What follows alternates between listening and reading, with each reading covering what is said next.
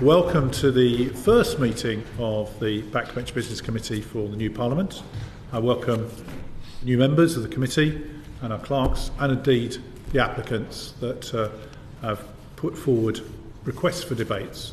It wouldn't be the Backbench Business Committee without an application from our season ticket holder, Jim Shannon. And not only that, he's produced 3 applications for us, our delectation, to start with. Jim, would you like to? Yeah. I'm assuming you're starting with the respiratory health. Yeah, respiratory health. Okay. First of all, Mr. Chairman, can I wish you and all the newly elected Backbench committee members all the best for the future. I suspect if God spares me over the next few years, you'll see lots of me. You know? Okay. Anyway, this one here, actually, if the election had not been called on the Thursday, this debate that I have before me was the one for that day, and because of the wash-up and so on that was taking place, it didn't go ahead. Why is it important? I chair the APPG for respiratory health. We have some 8 members. If we can add to those names of Rachel Maskell and Ruth Jones, please. Why is it important? 1 in 5 people in the United Kingdom have it. It's the 3rd biggest cause of death in England after cancer and cardiovascular disease. Lung cancer, pneumonia and chronic COPD are the biggest causes of death. Hospital admissions for lung disease have risen over the past 7 years. I'm giving these facts, Mr. Chairman, simply because it illustrates why this debate is important, because there's lots of things that have happened in the last period of time which have exacerbated the problem. It is estimated the economic burden of asthma and COPD on the NHS is 3 billion.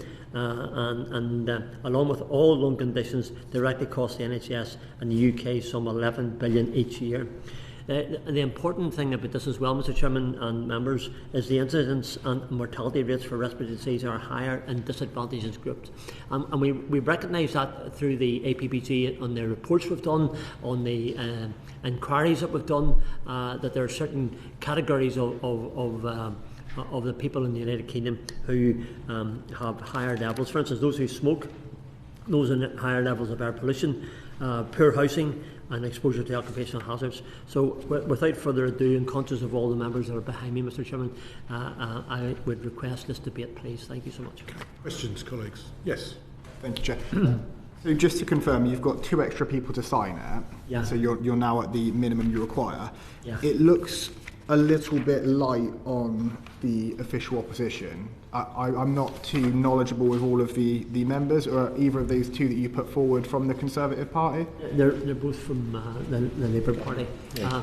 Mr. Chairman, we're having some. It's ascertaining who the members in the Conservative side are. Forgive me, Wendy, and what their interests are. And whenever we ask him, and I'm very conscious that Mr. Chairman has said that he wants them to be people who will participate in the debate. So I'm conscious of having to ascertain. I have asked, and we are at the moment trying to add a Conservative to that. But we want to make sure, first of all, that Conservative has an interest in this subject matter, and therefore, so it will come. But for the debate today, we weren't able just to bring it forward at this moment.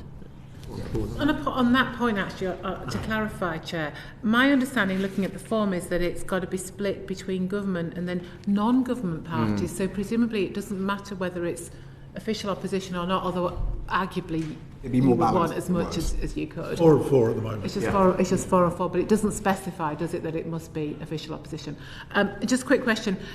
You've ticked the Tuesday and Thursday. Do you have a preference? You know, my in the past one there, and fantastic. That number, I'm happy to do whatever you feels right. And by the way, just for that question you brought up, 4 members are Labour members, another 4 on the far side. That's helpful. Yeah. Okay. Thank you. Right. So the application is for Westminster Hall. Yep. Yeah. Okay. Right. Any other questions? Nope. Jim, you've got 2 other applications that we've got. Could we? Pakistan is one of them. Humanitarian and freedom of religion violations in Pakistan. I've got Ruth with me here. Perhaps maybe Ruth, you want to come forward, please? Come forward? Yeah. Please, Ruth. Yeah.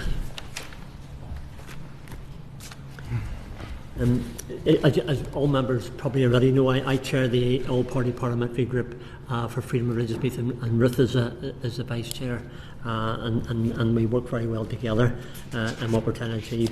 We're very conscious, and members will also, if they're there on Thursday in business questions, will understand I usually use Thursday for business questions to bring up things that are happening across the world, wherever it may be, in relation to freedom of religious belief. In particular, I've mentioned Pakistan over a large number of times. I've been to Pakistan twice, in 2018 and 2022, I think it was, yeah.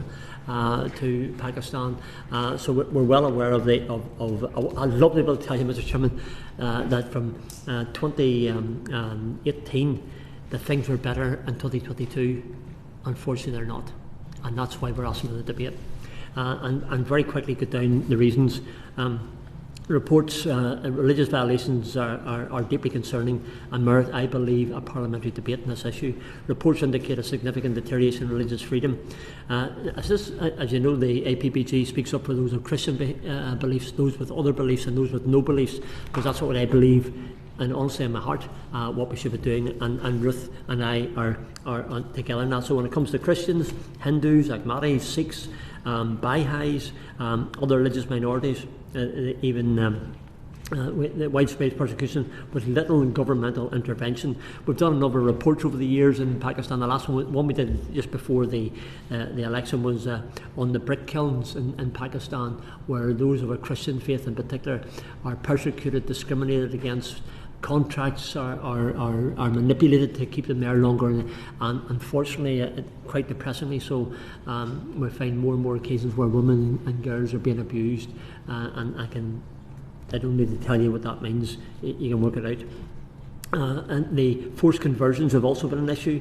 Coerced into marriage, violation of human dignity and basic human rights.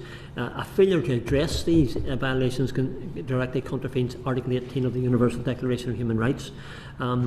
So because of that, and the inaction by the Pakistan government, how frustrating it is in the conversations we've had that they haven't been forthcoming to try and address these issues.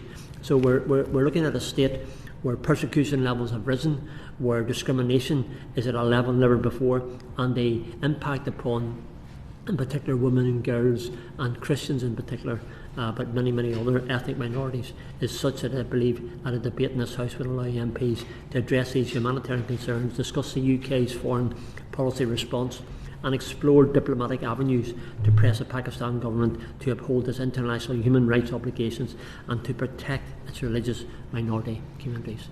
I hope I haven't spoken too fast, Mr. Chairman. With anything to add? Yes, thank you, Chair, and it's a privilege to be able to sit here with my honourable friend. Just to say that the objectives of the debate are really to raise awareness of the whole House and highlight the systemic persecution that's being faced by religious minorities at the moment in Pakistan, to review the UK aid and the diplomatic stance as such, and also to promote accountability to ensure that the UK government can encourage the Pakistani authorities to uphold their international commitment to religious freedom. And obviously the discussion points would focus around things like addressing forced conversions and abductions of women and girls, looking to monitor and the accountability mechanisms. How is the UK monitoring and ensuring that our friends in the Pakistani government are actually being held to account over these issues? And also support, an ability to express the support for grassroots and civil society groups within Pakistan. And to that end, it's a request for the Backbench Business Committee to allocate time within the chamber. There's one thing I wanted to clarify, because on the application it's got chamber and also Westminster Hall. Given that you've got a motion, that would be obviously a divisible motion, then that could only be taken in the chamber. So am I clear that this is an application for the chamber only? Yes, Chairman, that's my apologies. I think I probably said to the staff, they normally just mark Westminster Hall as a norm, perhaps, rather than, we Chairman, don't mind me saying, we do feel that this debate warrants time in the chamber. Okay. It will be the first time in I don't know many years, even go back to the last term of government, where a debate on religious persecution and religious belief, and we feel, and also can I say, you don't mind me saying, Mr. Chairman, significant numbers have taken an interest in this, yes. And this time they're from all the parties, Conservative, Labour, Liberal Dem, Scottish Nat, Independent, and of course ourselves in the DUP. So I do think that we will warrant, if you don't mind me saying, I think we will warrant it this time, please. Questions, colleagues? Any concerns? No, thank you. The last application from you is the NIC for funding from the UK Shared Prosperity Fund. Was that just for a half an hour, was it? 90 minutes. It's 90 minutes. Okay, sorry, that's my apologies. That is the one. There was another one I had, but I'd asked for the other one to be withdrawn, but it is withdrawn. Then that's the one we talked about. I think in the one night we were in the lobbies. That one for NICFA, it's very specifically to Northern Ireland. We have had a chance of a UQ in the chamber, and every one of the political parties in Northern Ireland put forward their case for this. We do feel that there's a necessity to have a debate in the House because the outstanding issues have not been addressed yet. So with that in mind, Mr. Chairman, because it is a Northern Ireland issue, and you'll probably see on your application that on the application, that most of the people, indeed probably most of them, all of them I think probably are from Northern Ireland, because it's and it's a wonderful thing to be able to bring forward a debate, Mr. Chairman, that all political parties can put their hand up and say, yeah, we want that. Well, I mean, obviously we'll put it on the stocks. The issue might be for you to apply for an adjournment debate. I mean, given that you participate in every adjournment debate in the House, that might be a way of getting it on the floor of the House as a more. Would it be wrong? Did I ask for a 30-minute? Is that what I asked for? You've asked for 90 minutes. 90 minutes. Oh, well, okay. Well, I mean, if the members were able to accede to a Westminster Hall debate on a 90-minute, I would be happy if that's possible. I realise I'm my first time in this new session, and I don't want to be too pushy. Okay, all right. Okay. Thank you, Jim. Thank you very much. And just for all applicants, we haven't yet been allocated any time at all by the Leader of the House. So we're waiting patiently for that to happen. So for all applications, it's a case going to be of hearing them today and waiting to hear when we actually get some time to allocate for debates. So can I thank you and all the members very much. Thanks a lot. Thank you. Next up is Sarah Dyke. Sarah. Thank you very much.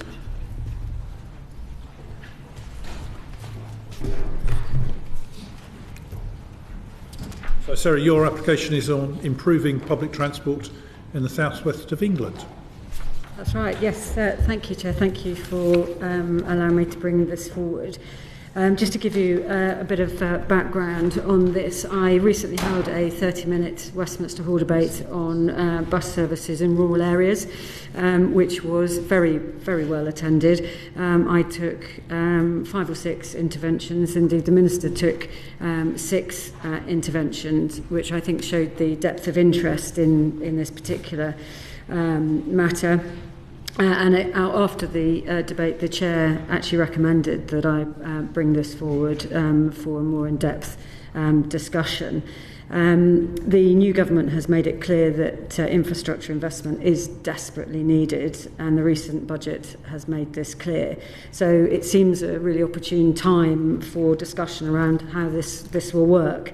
And the government recently laid down a statutory instrument giving local authorities more powers to franchise their own services alongside the forthcoming buses bill. But local authorities, and I'm until recently was a Somerset councillor, local authorities do need, desperately need more information around how this will happen. And I know Somerset was struggling in the same way as many other rural councils were. So I know the financial struggles that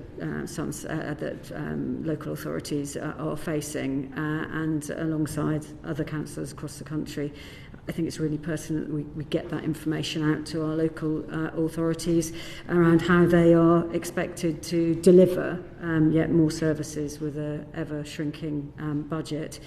In addition to that, I've campaigned on rural transport now for many years. I've been involved in the annual cycle of trying to save buses in Somerset, and have been able to have some success on that. But obviously, I'm very keen to ensure that we encourage more people to use buses in rural areas, and indeed public transport in rural areas, but we need to make sure that we have a consistent and regular service to be able to encourage people to do that, to move away from their reliance on their cars.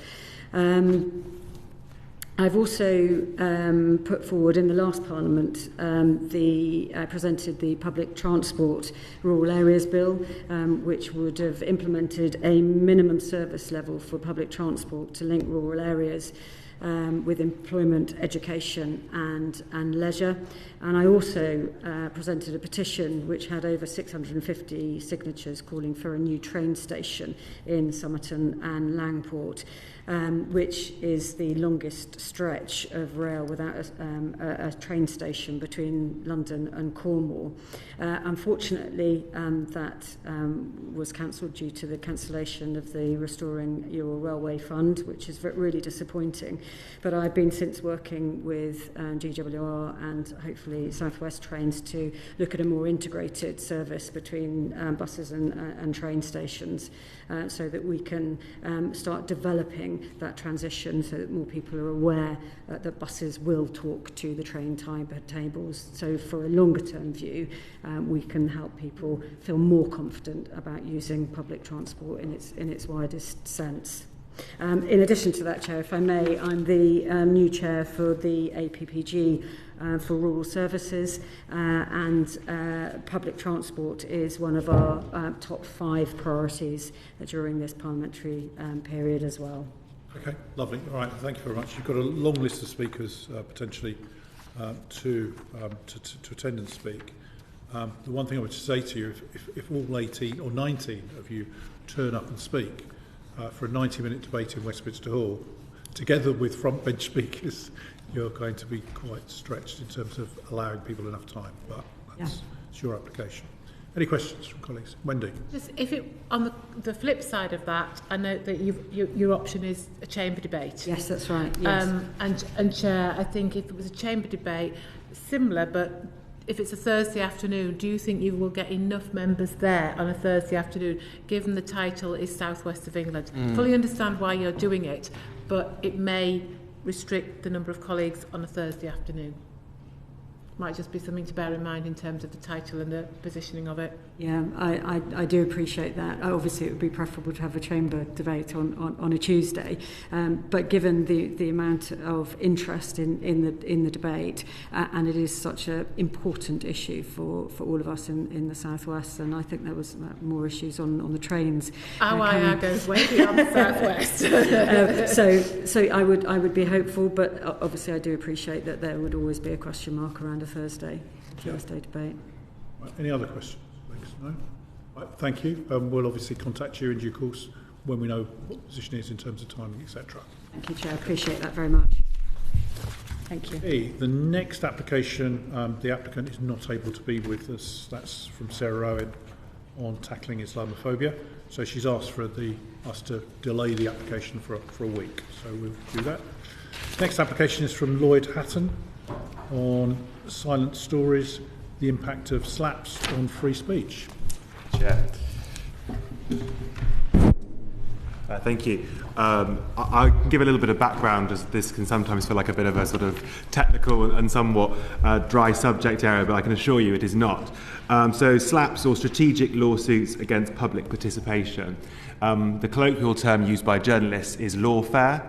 This is essentially where very powerful, often deep-pocketed individuals, these might be businessmen, kleptocrats, oligarchs, or even warlords, we've seen, they use this legal tactic to essentially and the legal system to bung up any journalism that is done in the public interest. So stories that are critical against these individuals never reach the light of day. They threaten the journalists, often with bankruptcy, simply through the courts. It's a very effective way of making sure that criticism doesn't ever make it out there, and we've seen countless cases where actually British journalists have found they've been unable to publish work that's looked at Russian oligarchs and Russian warlords because of this tactic. Currently, we only really have any legislation to combat this lawfare tactic if the story is pertaining to economic crime. But if it's anything else, we don't really have any substantial legislation that can tackle this tactic. So it's a really important piece of work where actually both Parliament and government could act and could improve things through legislation. So there's certainly a gap there that's worth discussing. As you can see from the application, it has broad cross-party support. We have a number of senior Labour and Conservative MPs backing it, including some here today. Thank you, Syrian. And I think also what we saw when the issue of slaps was debated as part of the Economic Crime Act earlier this year, that there was support for sort of further discussion and a positive step forward in the House of Lords as well. So this is something where in both houses that there is keen support. The all-party parliamentary group on anti-corruption and responsible tax has been pushing on this issue for some time. It's one of the most active APPGs in Parliament. So again, there's clear support from the backbenchers there. I think what I would just say finally is that there is a clear public interest matter here. These are stories that are suppressed or kept away from our constituents by these powerful and deep-pocketed individuals. Therefore, it is an excellent use of backbench time in the Commons to talk about these stories which are in the public interest. This is a way that we can circumvent these individuals and start to play them at their own game, quite frankly, and look at what legislation we can use to fix this problem. We also know that as this would be a debate in the Commons, we would be protected by parliamentary privilege, and I cannot begin to describe how important that is for some of these journalists who've been working on these stories often for years. So we can use parliamentary privilege to actually bring some of their work to the public, and I think we shouldn't miss that opportunity. Thank you. This is obviously a very heavily subscribed application, as you say, from several quite senior colleagues. So I suspect it's a very much a debate that needs to happen. Any questions from colleagues? No? Well, thank you. We'll be in contact shortly with when we know what time we've been allocated. Thank you, Chair. Thank you. Next application is from Alistair Carmichael on the UK fishing industry. Alistair, please. Thank you very much, Chair. Good afternoon. You have the application in front of you. There's maybe a couple of other points that I would put to you just in terms of the likely subject matter and then a bit more context to explain the reasons why I would like, quite unusually I think, to make a pitch for a chamber time in respect of this. In addition to the material that you have for the subjects of debate, there is a great deal happening around fishing at the moment. You have labour shortages, especially in the processing sector, but also in the catching sector, something that's causing real difficulty, especially for the smaller inshore boats, because the bigger boats that can go outside the 12-mile limit to fish are able to use transit visas to bring crew in, but that's something that's not open to those who are effectively fishing in inshore waters. There's then the whole question of spatial squeeze. So as you see aquaculture interests coming into the space, you've got offshore wind developments. The fishing industry is being slowly salami sliced out of a lot of the traditional grounds. Back in the day, we used to have a fishing debate every year in government time in the main chamber, and that was organised to coincide with the December Fisheries Council in the European Union, which would set the total allowable catches and the quotas for the year to come. That, of course, is now a matter of kind of historic interest, but we do have year-end negotiations still involving the UK, EU and Norway. So what we got rid of with the removal from the European Union, we've managed to reinvent for ourselves. I co-chair the APPG in Fisheries with Melanie on. We've just reconstituted it, and I have been, frankly, surprised and delighted at the level of engagement that we have from new MPs coming in from fishing communities. You'll see that we've got 23 MPs on the list here. The breakdown is 2 Conservative, 5 Labour, 11 Liberal and Democrat. I'll come back to that. 1 Reform, 1 DUP, 1 SNP. It's a little bit on the Lib Dem heavy side, as you might expect, but actually all those who have expressed an interest are all MPs, for the most part, who have some considerable fishing interest within their own community. So I'm keen to seize the moment of this renewed interest that you see through the work of the APPG, and I think that to the fishing industry itself, which is now looking towards the review of the Trade and Cooperation Agreement with the European Union in 2026, I think this would be a really good signal for Parliament to be sending, in that, you know, here is the concerns of the industry back in front and centre.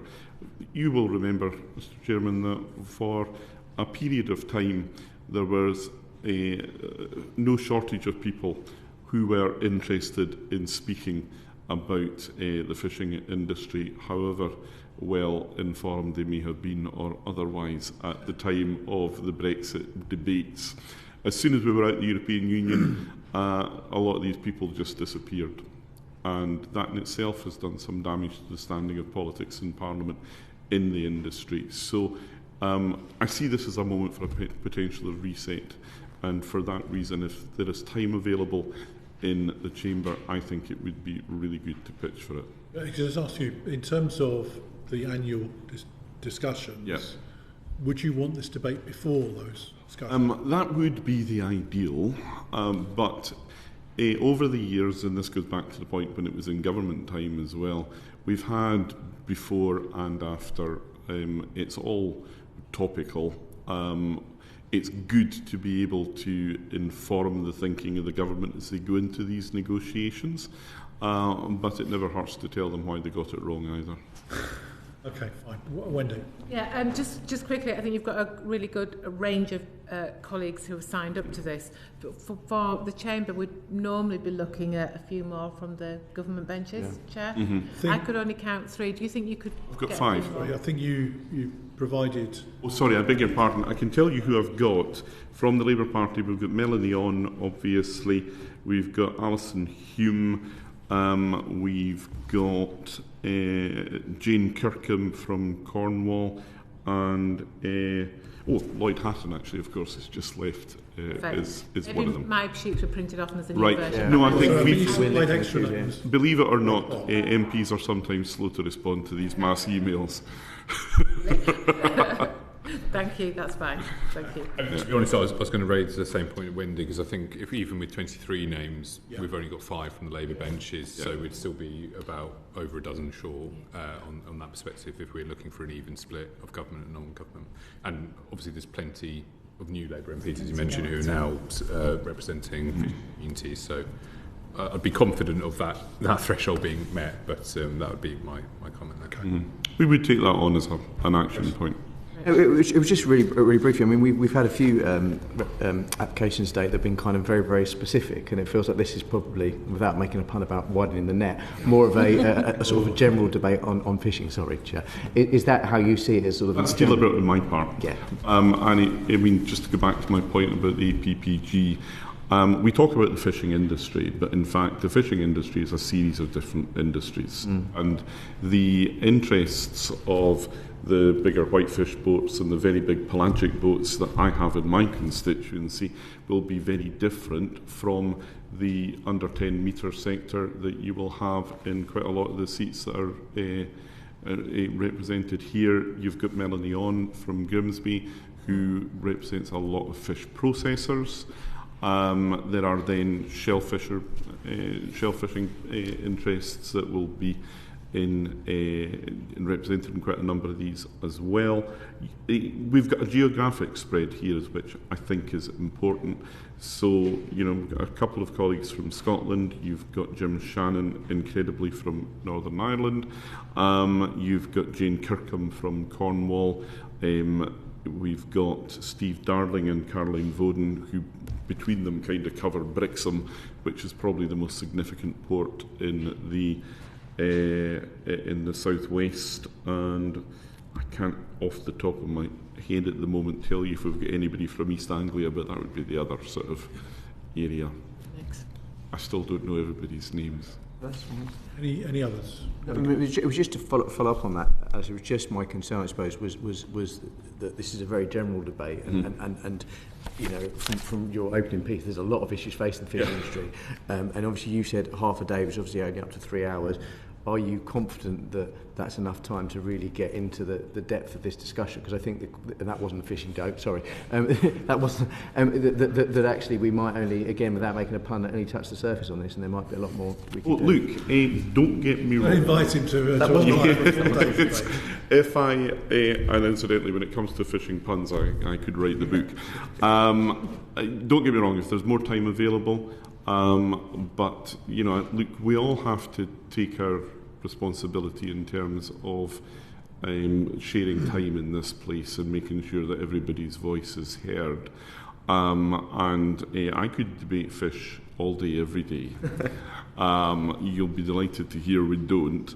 But if come the day there were 2 half-hour debates and I'm sitting there with 25, 30 people around me, and there are 5 people ready to discuss something that's not quite as exciting as we maybe think it is today, then the way business management works in the chambers, is that we can adjust that. So I'll certainly take more time if it's available, but I'm not going to be greedy.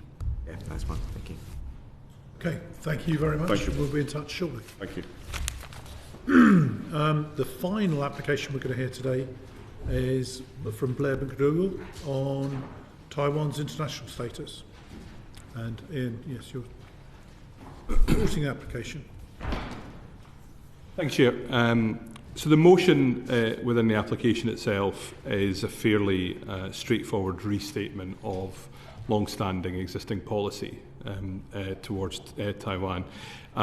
Quite deliberately so, to provide an opportunity to have a sort of wide-ranging debate about Taiwan and the current situation and relationship between Taiwan and the PRC.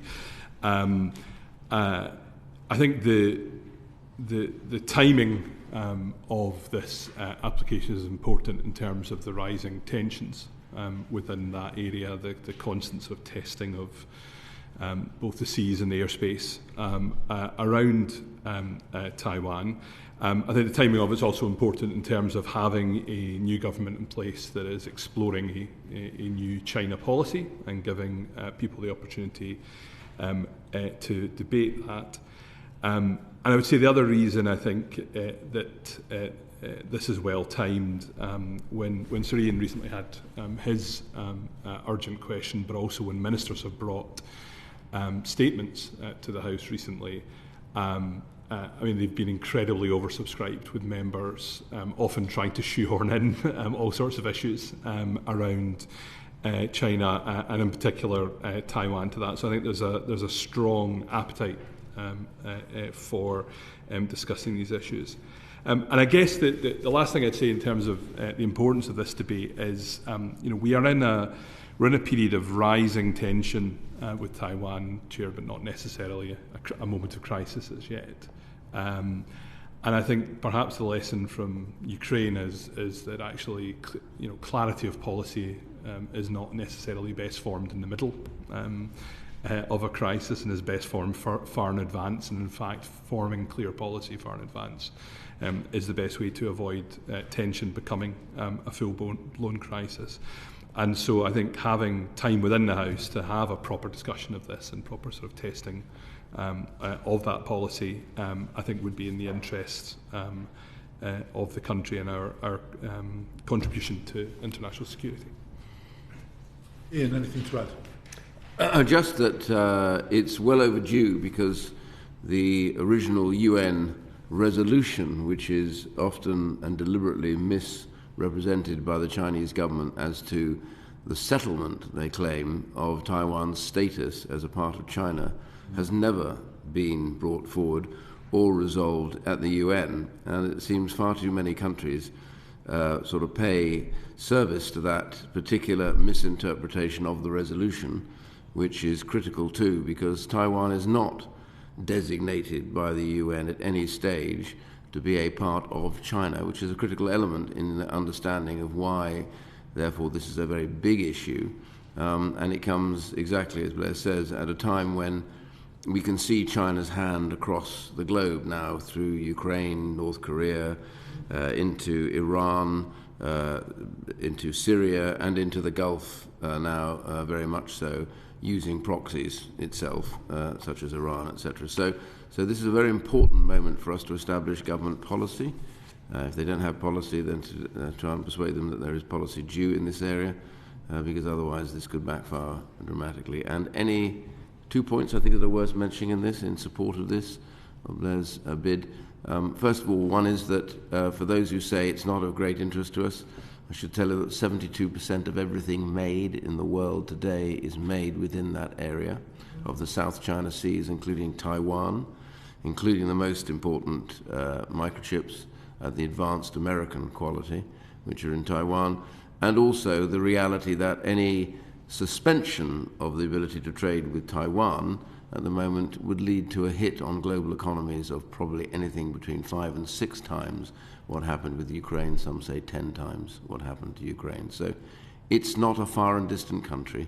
It is, in fact, our next-door neighbour when it comes to business. Thank you, Chair. Thank you for bringing this forward, Blair. Just for some clarity, because my papers might be slightly out of date with the last application, they didn't have as many on there. How many people do you have on it? Because my papers say there's only 8 people that have signed up to it. Obviously, if you're looking for a debate in the chamber, you would need a little bit more to ensure you can actually fill that time. Yeah, so there's eight on this at the moment. It was not terribly hard work to get that 8, I have to say. There is a large network of people within Parliament who are... Sort of you would feel confident you could deliver on that. Yeah. Thank you. And I think, as I said, the number of people bobbing every time there's any sort of questions on China at the moment within the chamber is evidence of the... Thank you. It's a relatively same question as Will, really, just confident about fulfilling the time. Okay, Alison. Thank you, Chair. Just for clarification, could you tell me what ADIZ is, please? It's the air defence zone of Taiwan, so it's the sort of internationally recognised zone in which the it's the equivalent of like going into your territorial waters, but in the air. Thank you. Okay, well, thank you. Thank you for the application. I think, taking what colleagues have said, if you can get some extra names of people who definitely speak in such a debate and communicate those to the clerks, come back and present. We'll just give the names to the clerks, and then we'll add those to the application. And you'll hear from us in due course when we've got some time available in the chamber. Thanks so much. Very good. Thank you. So the final application from Sharon Hodgson is she's asked that she's not able to be here, so she's asked for us to hear that I think next week. December. Later on this year. That brings the formal proceedings to a halt, and we'll now go into private session to debate the applications and decide what should be allocated time, where we have time available to allocate. Order.